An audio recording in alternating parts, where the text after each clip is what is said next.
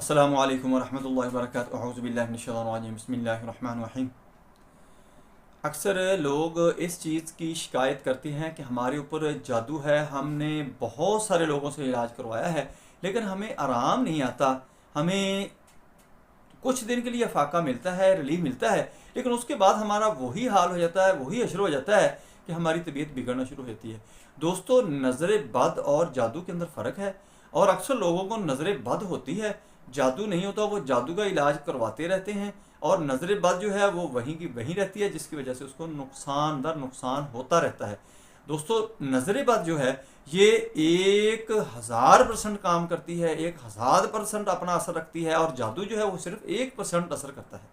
इतना ज़्यादा नुकसान होता है। नबी सल्लल्लाहु अलैहि वसल्लम ने फरमाया था कि मेरी उम्मत जो है वो आधी नज़र बद की वजह से मौत के मुंह में जाएगी।